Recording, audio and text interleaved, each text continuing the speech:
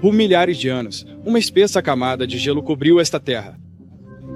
À medida que as geleiras recuaram, o vento, a chuva e os rios continuaram a moldar esta terra até o que ela é hoje, uma terra de altas montanhas e fiordes profundos. Gradualmente, pessoas do sul se estabeleceram aqui. Elas construíram suas vilas nos fiordes e ao longo da costa porque o interior era quase intransitável durante o inverno. Sim, era uma terra severa. Apenas os mais resistentes sobreviveram. Eles acabaram sendo chamados de nórdicos, que significa povo do norte. E é sobre isso que nossa história trata.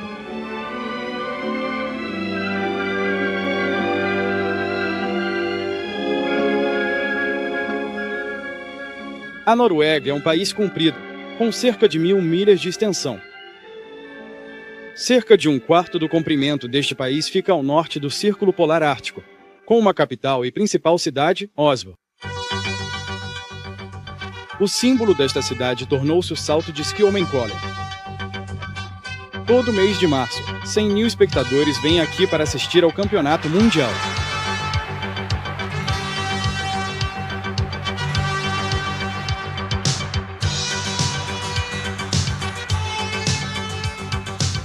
É assim que a maioria dos turistas vê Holmenkollen nos meses de verão, com uma piscina na base do salto que é esvaziada para o evento.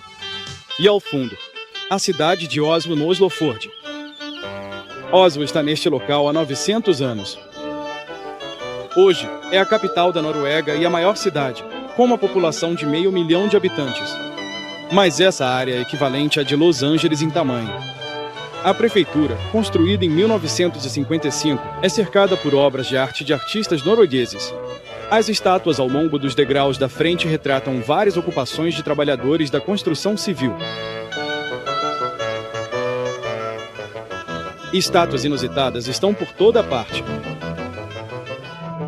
O grande romancista e poeta norueguês Borson, vencedor do Prêmio Nobel de Literatura em 1903, observa do Teatro Nacional, onde frequentemente dirigia peças. Oslo é ideal para compras, já que as principais lojas ficam na parte central da cidade, a uma curta distância a pé. Shoppings modernos agora fazem parte do cenário de compras de Oslo. E, aliás, você não terá dificuldade para se locomover sozinho, já que a maioria dos noruegueses fala inglês. Não demora muito em Oslo para perceber que os noruegueses desfrutam de um alto padrão de vida. A maioria das famílias possui automóveis, e famílias com 2 carros são comuns. As lojas estão abastecidas com os luxos de uma sociedade moderna. Parte dessa prosperidade se deve ao petróleo do Mar do Norte, ao largo da costa sul da Noruega. No mês de julho, os noruegueses geralmente saem de férias, deixando a cidade para os turistas. Claro, as lojas continuam abertas, e passamos por muitas vitrines e vemos itens lindos que podemos comprar aqui na Noruega, como os famosos suéteres noruegueses. Antes de sair para fazer compras, eu sugeriria que você viesse aqui ao Centro de Design em Oslo, onde eles têm uma exposição dos melhores produtos que este país fabrica. Depois de dar uma olhada, aí sim, vá às compras. Tenho certeza de que você ficará muito mais satisfeito com o que adquirir. Os noruegueses são há muito tempo conhecidos pelo seu belo trabalho de esmalte em prata e já ganharam muitos campeonatos mundiais. Os tapetes guia são sempre populares. Hoje em dia, encontramos tanto design moderno quanto tradicional. Flores podem ser vistas em todos os lugares desde os primeiros dias da primavera até outubro. Eles até têm tulipas, uma variedade especial do norte. Embora Oslo fique tão ao norte quanto Anchorage, no Alasca, o clima de verão é agradavelmente quente, com dias longos e noites de crepúsculo curtas. Consequentemente, restaurantes ao ar livre encantadores estão por toda parte. Um restaurante ao ar livre bastante popular fica em um pequeno parque entre o prédio do Parlamento e o Teatro Nacional. Aqui, você pode saborear alguns daqueles deliciosos morangos noruegueses. O parque ao redor do restaurante ao ar livre é um lugar popular para passar uma tarde tranquila.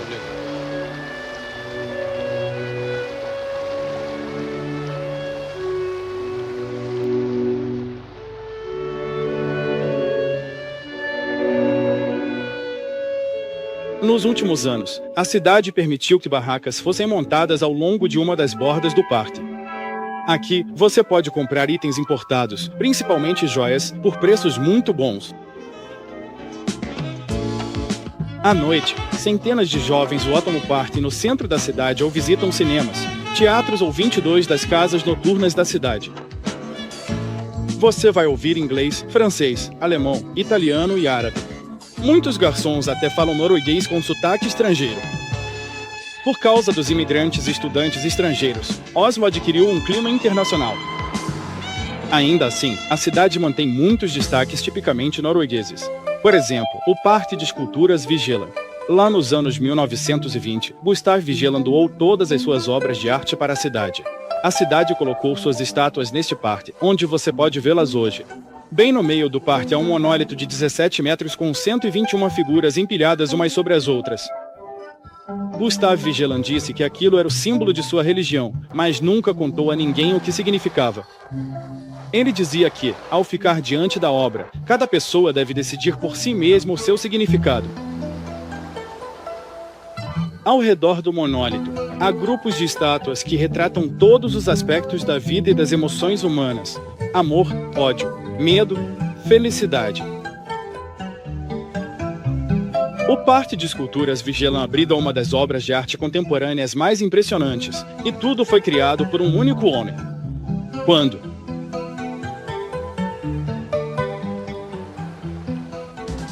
o sol aparece, você vai encontrar noruegueses vindo ao parque, pois eles quase veneram o sol e aproveitam toda oportunidade para ficar ao ar livre.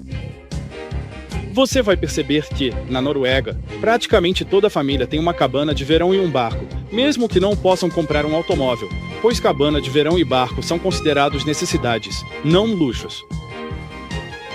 Nos fins de semana, as famílias vão para suas cabanas de verão ou talvez venham até aqui para o arquipélago e velejem. Quase todo fim de semana, há regatas tanto para crianças quanto para adultos. Os jovens noruegueses vão para a água quase instintivamente, mas é claro, eles cresceram próximos à água e se sentem à vontade nela. Os primeiros colonizadores desta parte do mundo construíram suas vilas ao longo da costa e nos fiordes porque o interior era praticamente intransitável durante o inverno. Mas a quente corrente do Golfo, que flui ao longo da costa norueguesa, mantém as vias navegáveis abertas durante todo o inverno. Por isso, era prático para os noruegueses viajarem de uma vila para outra de barco. Eles se tornaram navegadores e desceram pela costa da Europa saqueando cidades, ficando conhecidos como os temidos vikings. Se pudéssemos voltar no tempo cerca de 1000 anos e olhar para o arquipélago, veríamos um tipo de barco completamente diferente. Esse era o tipo de barco usado pelos vikings para atravessar o Atlântico até o nosso continente norte-americano. De alguma forma, eles conseguiram enfrentar as tempestades do Atlântico nesses barcos abertos para chegar às nossas costas. No Museu Viking em Oslo, podemos ver uma coleção dos navios vikings originais construídos há 1000 anos. Apesar de terem as ferramentas mais primitivas, eles ainda assim conseguiram criar aqueles belos barcos. Também no Museu Viking, vemos relíquias daquele período, como um belo carro esculpido à mão e os símbolos de seus deuses pagãos. Esses deuses foram encontrados nas igrejas de madeira construídas nos séculos 11 e 12, porque esse foi o período de transição do paganismo para o cristianismo. As pessoas não entravam nessas igrejas a menos que vissem os símbolos de seus deuses pagãos do lado de fora, junto com uma cruz cristã. Aliás, foi a chegada do cristianismo que finalmente pôs fim à era dos vikings. Bem, hoje em dia, jovens noruegueses desfilam em frente ao palácio do rei. Lá na varanda acima está a família real acenando para os cidadãos abaixo. De todas as celebrações coloridas que encontramos na Noruega, a mais importante para o povo tem que ser a comemoração do Dia da Constituição. Nesse dia, todo norueguês tem a oportunidade de expressar seu amor pelo país e respeito pelo seu rei. E milhares desfilam pelas ruas de Oslo, balançando suas bandeiras bem alto e com orgulho. A Noruega realmente tem um rei, mas é uma monarquia democrática, com os membros do parlamento eleitos por voto popular. São eles que planejam o destino deste país, com o rei basicamente sendo uma figura simbólica. Mas não conheço nenhum outro país no mundo onde o rei seja mais amado do que aqui na Noruega.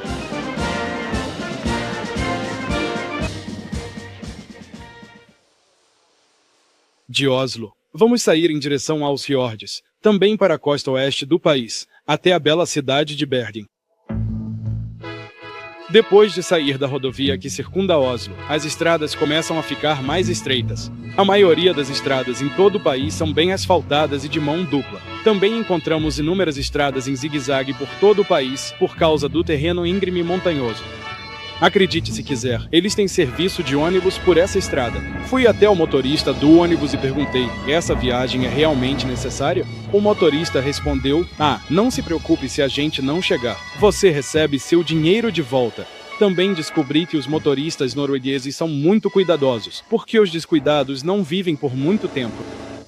No entanto, a Noruega não é um país para pressa, mas sim para lazer. A cada curva na estrada, encontramos outra paisagem magnífica. Há poucas pontes atravessando os fiordes e canais, então esses ferris são um mero importante no sistema de transporte do país.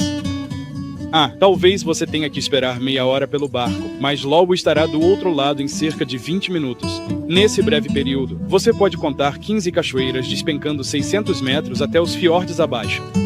Você pode se ver de repente cercado por picos cobertos de neve à beira d'água, árvores frutíferas floridas. Há 3 estações bem diante dos seus olhos. A Noruega também tem a maior geleira de toda a Europa. Ela se chama Geleira de Jostedal. Seu manto branco cobre uma das cadeias de montanhas nos fiordes. Seus dedos brancos se estendem por vários vales, formando afluentes dessa geleira principal.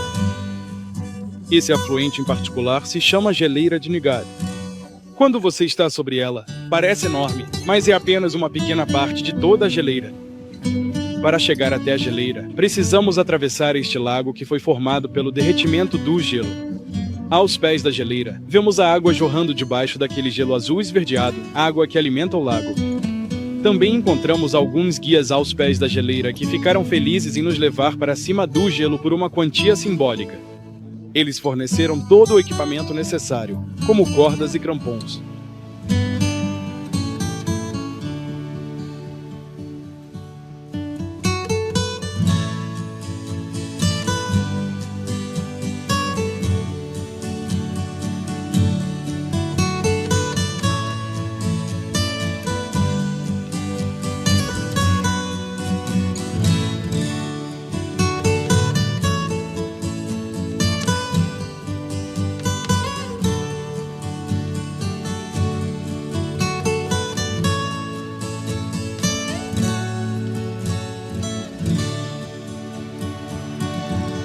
As geleiras em derretimento alimentam os rios e cachoeiras durante todo o verão.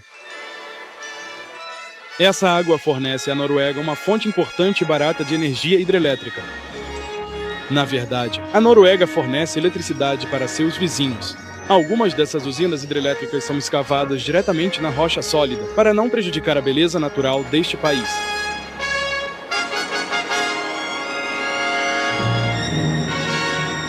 Aqueles que gostam de acampar vão descobrir que a Noruega é um verdadeiro paraíso para campistas. Aqueles que estão viajando de carro têm o raro prazer de experimentar algumas das encantadoras pousadas do interior, como a Roichen. Há 300 anos, isso aqui era uma fazenda em funcionamento, mas cerca de 100 anos atrás, eles a transformaram em um hotel para turistas, e tem sido assim desde então.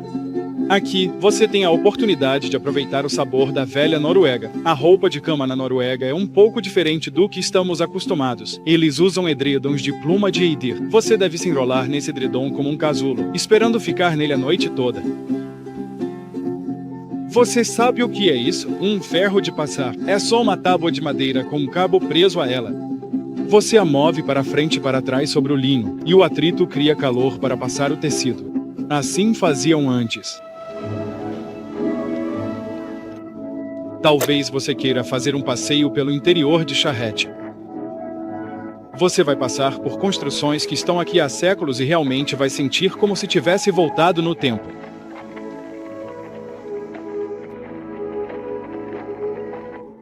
Enquanto seguíamos por essa estrada rural, de repente ouvimos ao longe o sino do jantar tocar. Nosso cavalo disparou de volta para a fazenda. A gente nem conseguiu pará-lo. Ele sabia o que o esperava. Depois de participar de um desses jantares, não é preciso muito incentivo para voltar uma segunda vez.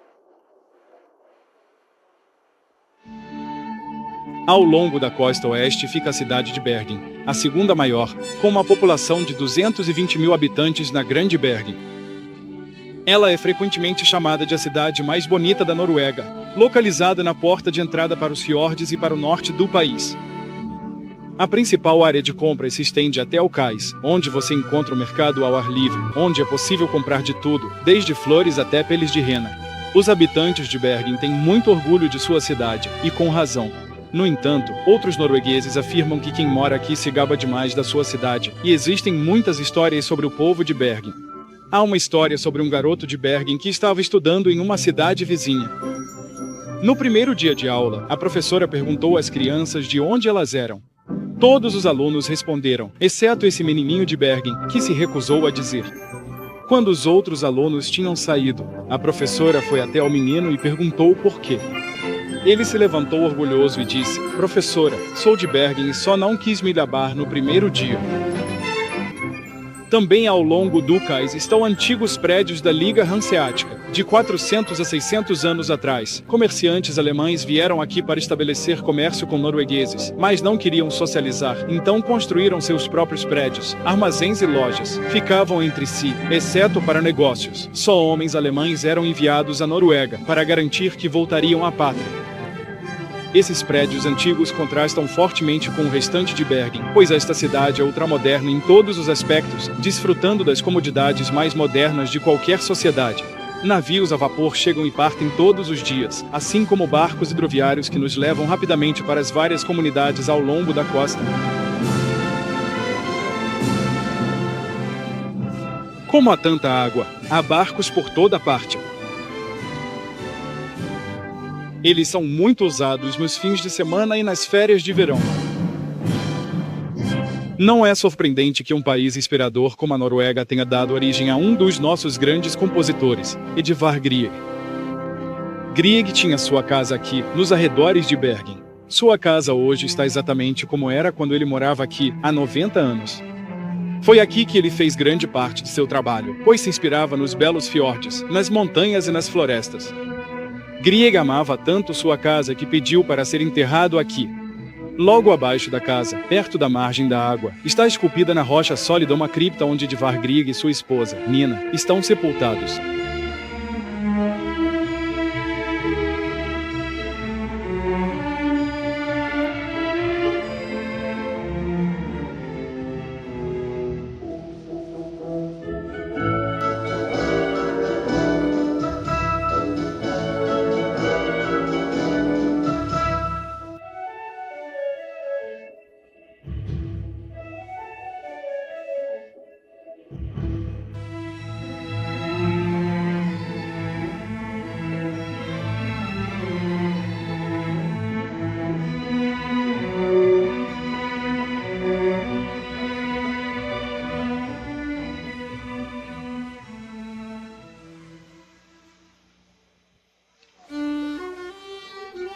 Embora os noruegueses sejam muito modernos e progressistas em seu modo de pensar, eles reconhecem o valor de suas tradições, pois foram essas tradições que os tornaram o que são hoje.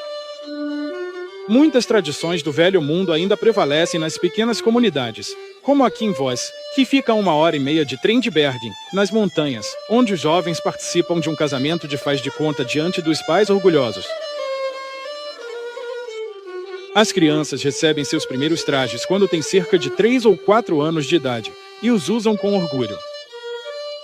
Os trajes geralmente representam a cidade ou região onde as pessoas vivem, mas é dessa forma que os pais conseguem transmitir as tradições para seus filhos. Talvez a pequena noiva use exatamente o mesmo estilo de vestido de casamento quando crescer e se casar.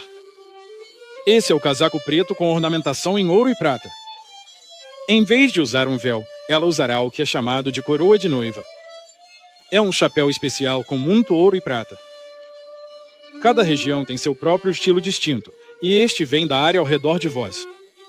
É obviamente um chapéu caro, então geralmente é alugado em uma das lojas locais. E, uma vez que a noiva estiver pronta, ela se juntará ao grupo do casamento para a marcha até a igreja.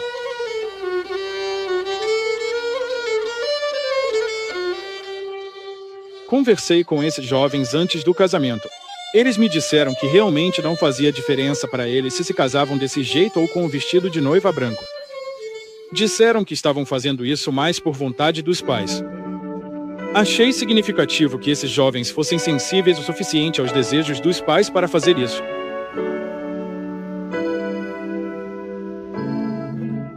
A maioria dos jovens se casa na igreja luterana estatal, mas há total liberdade religiosa na Noruega, e todas as religiões estão representadas.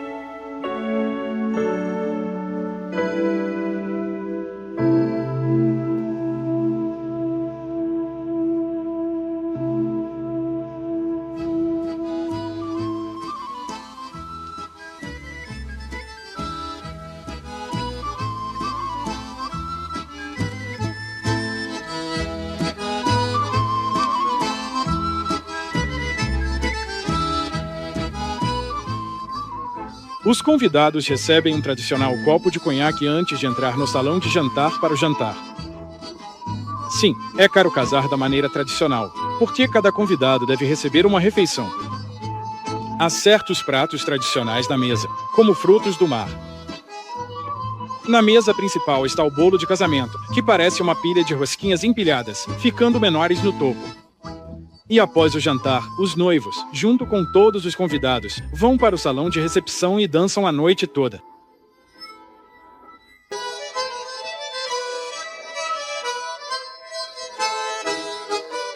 É uma cidade dos sonhos, yo.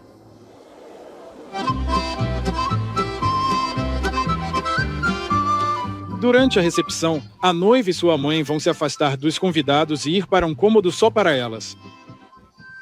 Lá, a mãe vai retirar a coroa de casamento da cabeça da filha e trançar o cabelo dela de forma intrincada, seguindo a tradição. Depois, ela colocará na cabeça da filha um chapéu que simboliza a mulher casada. Aqui também, cada região tem seu próprio estilo único.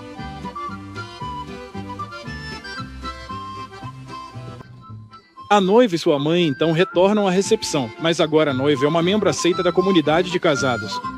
O jovem casal vai tentar encontrar um apartamento na cidade, mas isso geralmente é difícil. Provavelmente, eles vão fazer o trajeto diário a partir de algum subúrbio. No entanto, eles desfrutam de muita segurança. Existem muitos programas de assistência social, incluindo hospitalização gratuita. Quando decidem ter filhos, sabem que seus pequenos terão uma boa educação, pois o ensino na Noruega é gratuito, desde o ensino fundamental até a universidade. As crianças também são incentivadas a praticar esportes. Mesmo antes de conseguirem andar, os pais levam os filhos para a floresta, para que eles também desenvolvam esse profundo amor pela natureza que os pais sentem. Esse amor vai durar por toda a vida deles. É comum encontrar idosos caminhando por áreas selvagens. Eu sei que é difícil acreditar que esta seja uma área selvagem, mas é.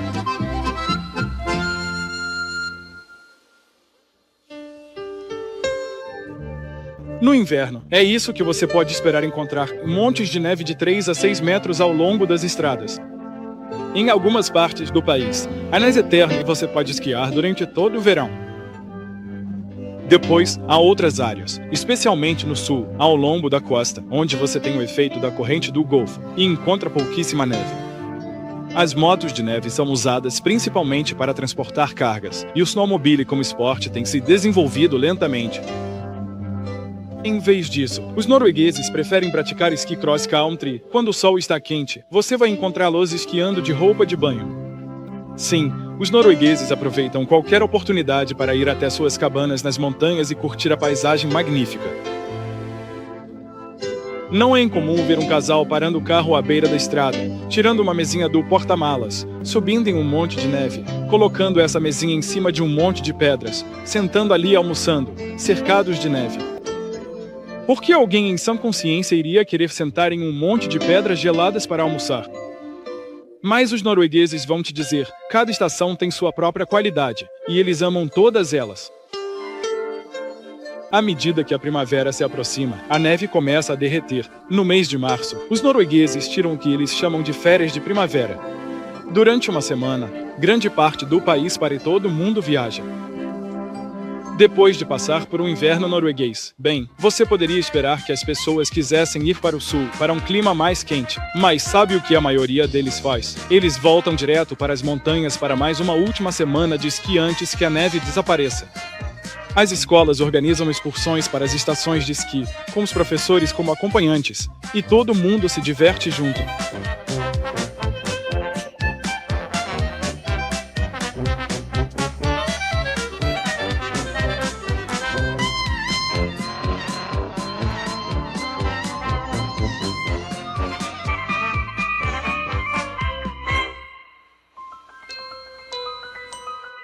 Um sol quente de primavera é o primeiro sinal de que o longo inverno está finalmente chegando ao fim.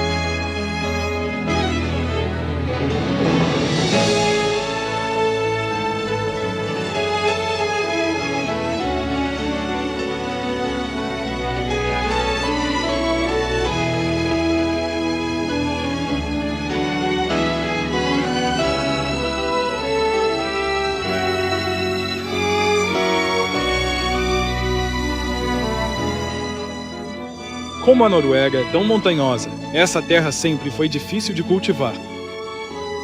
Para você ter uma ideia de como isso é difícil, vamos comparar a Noruega com seus vizinhos. A Dinamarca tem cerca de 60% de suas terras aráveis, enquanto a Suécia tem apenas 9%, mas a Noruega, 3%. Eles tiveram que cultivar em algumas das áreas mais difíceis, até mesmo em encostas íngremes de montanhas.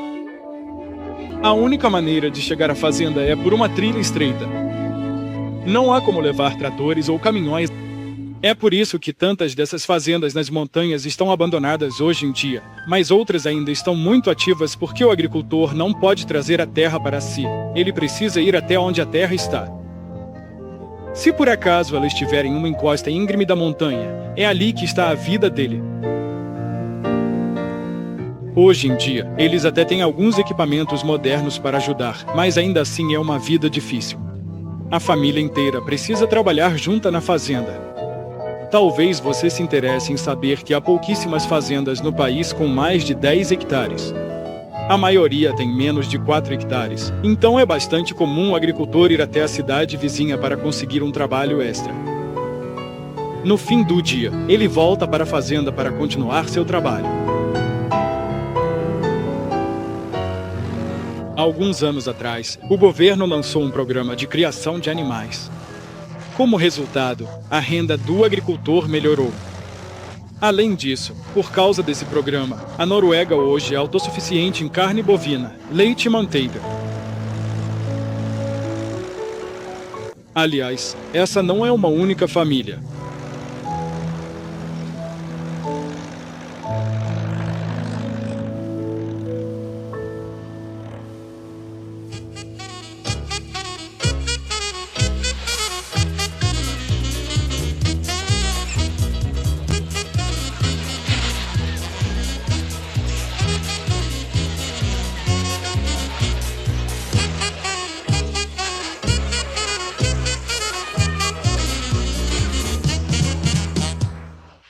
Enquanto os jovens brincam no sótão de feno, as mulheres da fazenda estão fazendo o que chamam de flabberg ou lefse.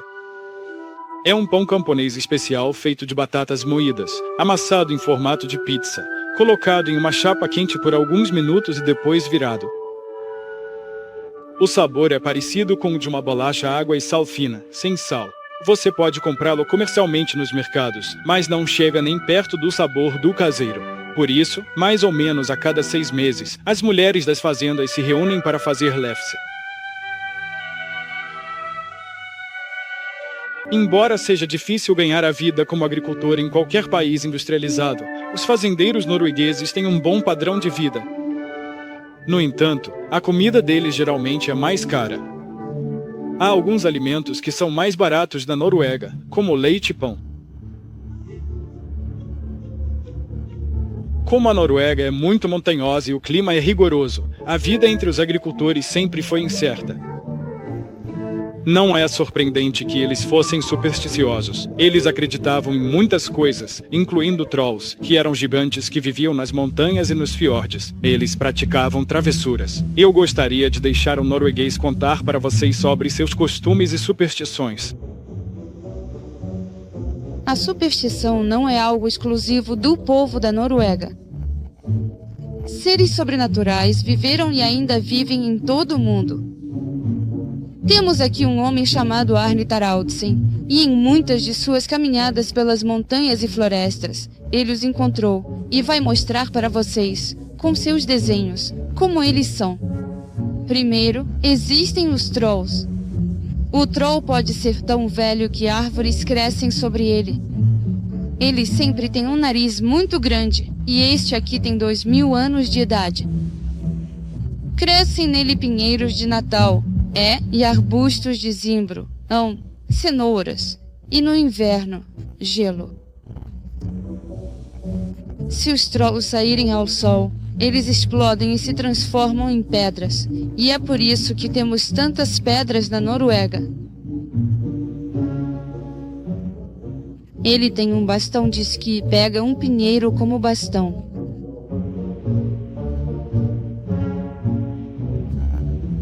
E ele sempre tem um rabo.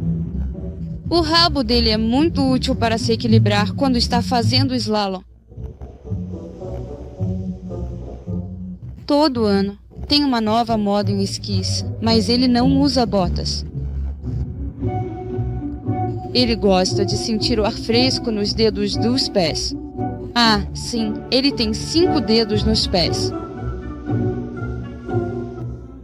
E é a moda do próximo ano em esquis sorridentes. Geralmente, o troll vive dentro de uma montanha, e ele é mais alto do que torres de igreja, além de ser peludo, burro e lento para agir. Todas as montanhas têm seu troll especial. E o nome dele é simplesmente Troll de Voz. Estamos indo para o norte com o famoso navio costeiro para ver algumas das belas ilhas ao largo, como VRY e Lofoten.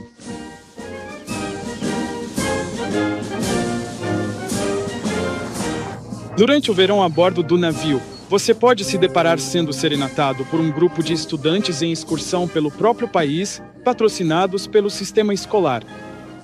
Sim, é realmente uma maneira maravilhosa, fantástica e enriquecedora para esses jovens aprenderem ainda mais sobre o próprio país. Mais ou menos na metade da longa costa norueguesa fica a antiga capital dos reis vikings, Trondheim, ou como os moradores locais costumam chamar, Trondheim. Ela foi fundada há 1000 anos pelo rei viking Olaf Tryggvason. Foi daqui que os vikings partiram em seus longoates pelo Atlântico até o continente norte-americano e desceram pela costa da Europa, saqueando cidades. Hoje, Trondheim está localizada no Trondheimfjord, que não congela.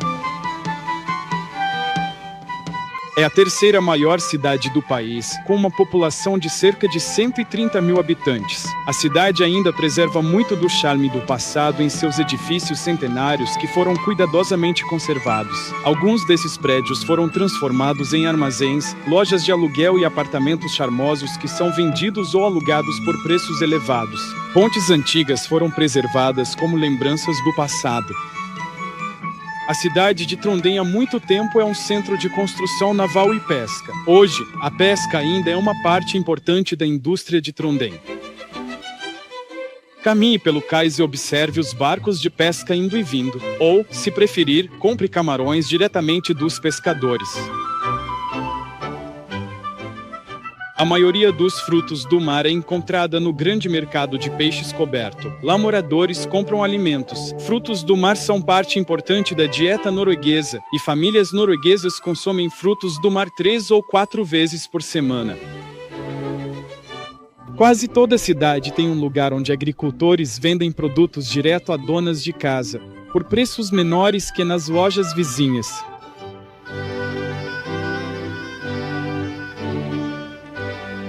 Os morangos noruegueses são excepcionais em sabor e tamanho. Framboesas também são comuns na Noruega. Elas crescem silvestres ao longo das estradas do interior. Basta parar o carro, esticar o braço pela janela e se fartar de framboesas frescas. Você encontra placas em inglês, já que a maioria dos visitantes estrangeiros não fala norueguês. Moradores querem facilitar para viajantes.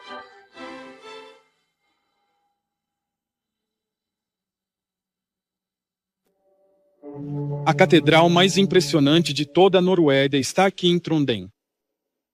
Foi aqui que a maioria dos reis da Noruega foi coroada. Sua construção começou lá no século XII. Hoje, ela ainda é a sede oficial do arcebispo da Noruega.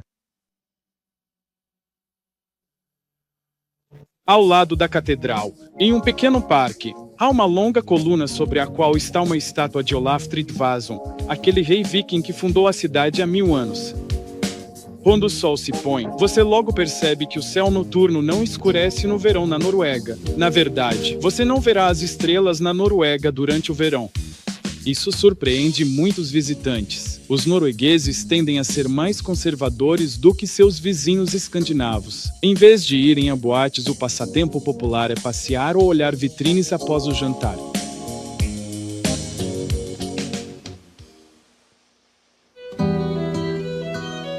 À medida que continuamos mais ao norte, chegamos ao Círculo Polar Ártico e à ilha de VRY, onde cerca de 1000 pessoas vivem, a maioria pescadores e poucos agricultores.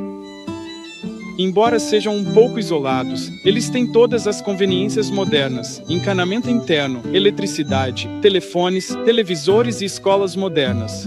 Ou seja, eles têm praticamente tudo o que precisam. É também nessa região que eles fazem muita pesca de bacalhau durante os meses de inverno. Esses pedaços de bacalhau são pendurados em grandes varais e secos até o verão, quando então são retirados e usados para diversos fins comerciais, a maioria deles para fornecer aos escandinavos uma iguaria natalina chamada lutefis ou lutefis. Ela é feita pegando um pedaço seco de bacalhau, que está tão duro quanto uma tábua nesse momento, e então mergulhando em uma solução de soda cáustica, cerca de 6 semanas antes do Natal. O peixe fica nessa solução de soda cáustica por cerca de 3 semanas, período em que ele se torna macio e maleável. Depois, ele é enxaguado em água por mais 3 semanas para eliminar a soda cáustica. Depois ele é cozido na véspera de Natal e servido como um dos pratos tradicionais. Pode parecer horrível, mas tem um gosto bom se você não tiver que comer uma vez por ano.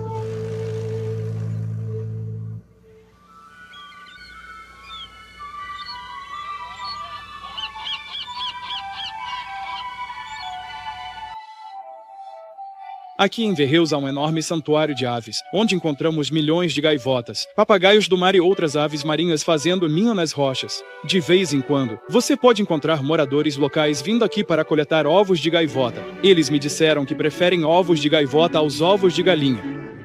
Alguns ambientalistas criticam o que você vê, mas lembre-se, fazem isso só para consumo próprio.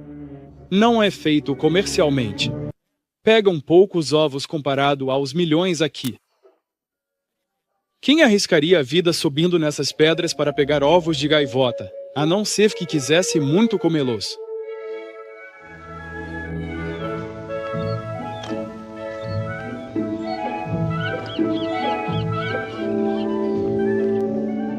Ficamos curiosos para saber qual era o sabor.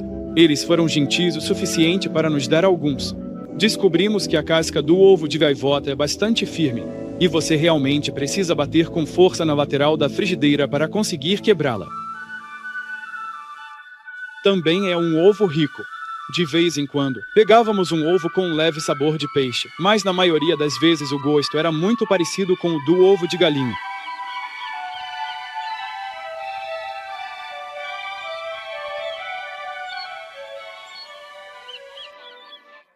À medida que continuamos um pouco mais ao norte com o navio costeiro, chegamos às Ilhas Lofoten, certamente entre as mais bonitas de toda a costa norueguesa. É nessa região que estão fazendo muitas explorações de petróleo. O petróleo foi descoberto no Mar do Norte, ao largo da ponta sul da Noruega. Agora eles estão encontrando enormes depósitos de petróleo e gás ao longo de toda a costa da Noruega, até mesmo ao norte do Círculo Polar Ártico. Então, parece que a Noruega está rapidamente se tornando um grande país produtor de petróleo. As pessoas estão um pouco apreensivas com esse novo papel no mundo. Antes disso, a vida era descomplicada. Eles não precisavam se preocupar com intrigas e espionagem estrangeiras, porque não tinham nada que os grandes poderes do mundo quisessem. Agora, com esse óleo, o que vai acontecer? O que a princípio pode parecer uma bênção pode acabar se tornando uma tragédia para esse povo.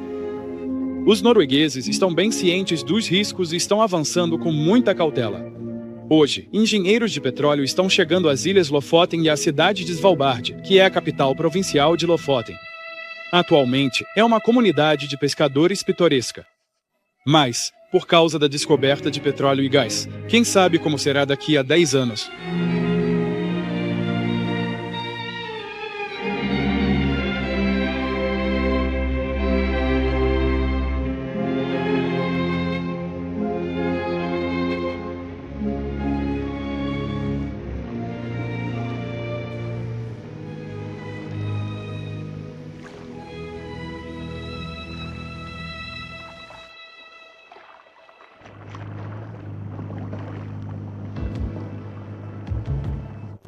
No verão, quando os turistas estão aqui, há poucos barcos de pesca. Algumas vilas de pescadores ficam desertas. Às vezes, você encontra um pescador indo para a baía, pegando alguns peixes com linha e anzol.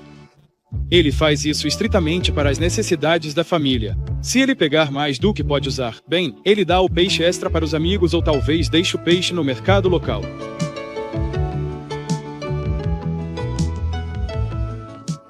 Mas se você estiver aqui nos meses de janeiro, fevereiro e março, é isso que você vai ver, milhões de peixes ao longo da costa norueguesa.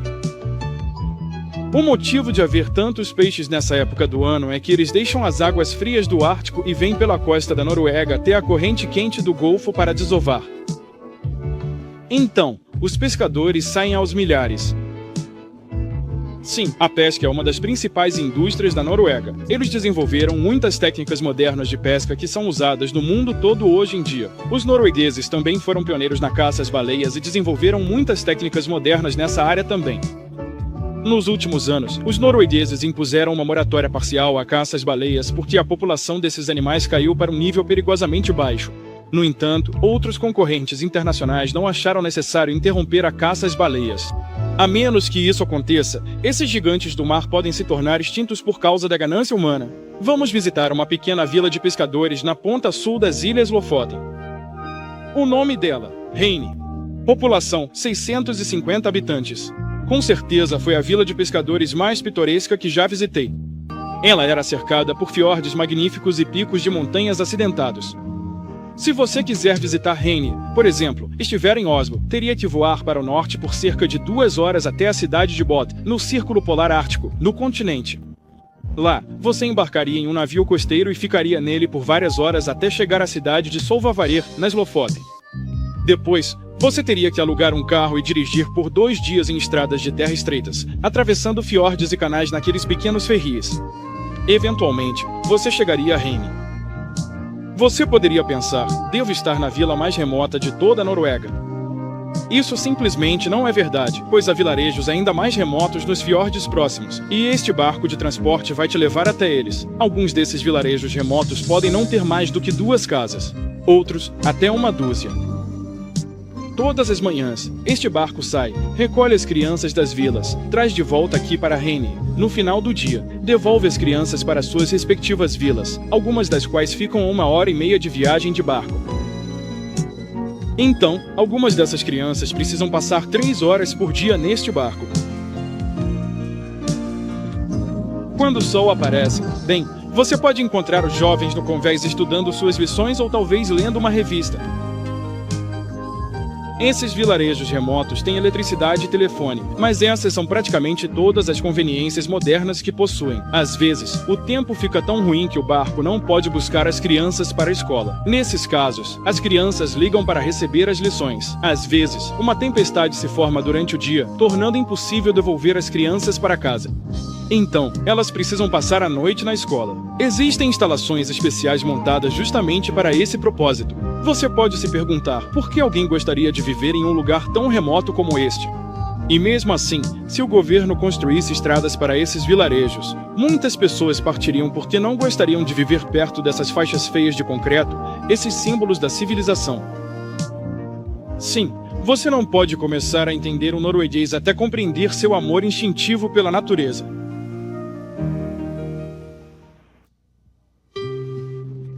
À medida que continuamos mais ao norte com o navio costeiro, visitaremos as cidades de Tromsø e Hammerfest. Passamos por muitas ilhas e fiordes lindos pelo caminho, um dos quais se chama Troford. A entrada é apenas larga o suficiente para o nosso navio passar. Uma vez lá dentro, chegamos a uma pequena baía, apenas grande o bastante para o nosso navio dar a volta e sair novamente. Não há instalações para atracação aqui. O navio só entra durante o verão, quando o tempo permite, quando há turistas a bordo. Acredite se quiser, vimos 2 pequenas casas de fazenda no final daquela baía, totalmente isoladas de toda a civilização. Sem estradas, sem telefones.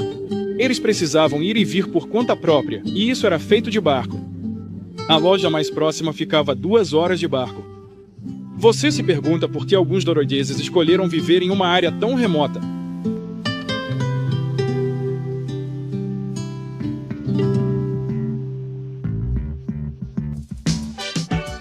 A cidade de Tromsø, frequentemente chamada de capital do norte da Noruega, é uma comunidade moderna e bonita de 40 mil habitantes. Uma cidade universitária. O símbolo desta cidade passou a ser a igreja modernista por causa de sua arquitetura incomum. O navio costeiro para em sua viagem ao norte. Esses navios costeiros desempenham um papel importante no sistema de transporte do país. Existem 14 navios costeiros. Leva 12 dias para ir de Bergen até o extremo norte da Noruega e voltar para Bergen novamente. Há um navio costeiro que parte de Bergen todos os dias do ano. Esses navios são usados principalmente para transportar carga e correspondências, mas no verão há muitos turistas a bordo. Ali perto, um memorial ao grande explorador norueguês Amundsen, o primeiro homem a chegar ao Polo Sul. Embora estejamos quase à vista do Polo Norte, os verões aqui são muito agradáveis e quentes. Enquanto caminhávamos pela rua principal de Tromsø, encontramos um urso polar que era o mais maltratado que já havia ao norte do Círculo Polar Ártico.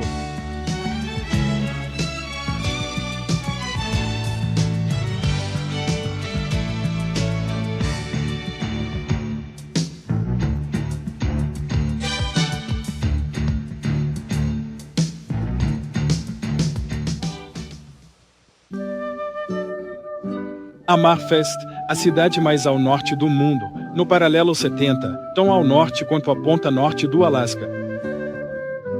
A cidade foi destruída durante a Segunda Guerra Mundial, mas foi reconstruída e hoje é um centro comercial de pesca. No inverno, ao norte do Círculo Polar Ártico, o sol não nasce acima do horizonte. Haverá uma leve penumbra por 1 ou 2 horas, e depois 22 horas de escuridão total. Os postes de luz ficam acesos 24 horas por dia, mas no verão, o sol brilha 24 horas por dia. Esta é a terra dos lapões e das renas. No início da primavera, antes que a neve desapareça do chão, os lapões trazem suas renas para a costa, conduzem-nas através do estreito até as ilhas próximas, onde as renas vão pastar durante o verão. Depois, os lapões armam suas tendas ao longo da costa no continente e levam uma vida bastante nômade, um estilo de vida que conhecem desde tempos imemoriais. Sim, os lapões são os verdadeiros nômades do norte. Eles tiram sua principal fonte de renda das renas, então, quando as renas migram, os lapões precisam acompanhá-las. No final do verão, os lapões trazem as renas de volta para o continente e para o interior, onde eles têm suas casas permanentes de inverno, que são tão confortáveis quanto as suas ou as minhas. Os lapões têm muito orgulho de sua herança, e com razão. Você vai encontrá-los frequentemente usando seus trajes típicos, exceto quando estão trabalhando, porque esses trajes são caros. Se por acaso você estiver visitando os lapões, gostaria de lhe dar um conselho. Muitas vezes, os turistas veem os lapões como curiosidades. Eles não gostam disso. Além disso, sua privacidade é frequentemente invadida. Só porque a aba da tenda deles está aberta, não significa que você é bem-vindo lá dentro, assim como uma porta aberta da sua casa não significa que qualquer um pode entrar. Além disso, nunca pergunte a um lapão quantas renas ele tem. Isso seria o mesmo que perguntar quanto dinheiro você tem no banco. Simplesmente não é educado. Então, se você respeitar a privacidade deles, vai se dar bem com eles.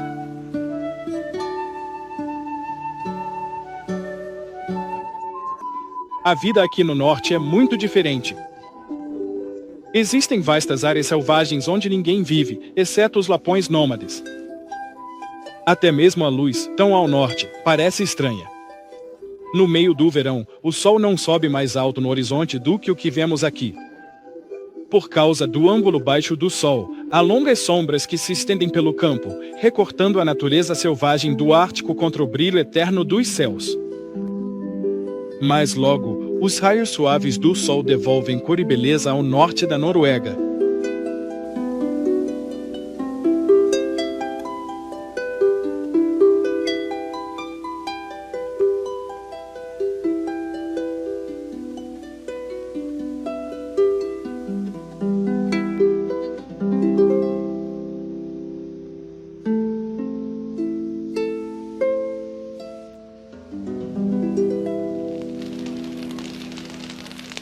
Em junho, na véspera do dia mais longo do ano, todos, desde a maior cidade até a menor vila, se reúnem às margens dos rios e fiordes, fazem enormes fogueiras e dançam a noite toda ao som das melodias do velho mundo.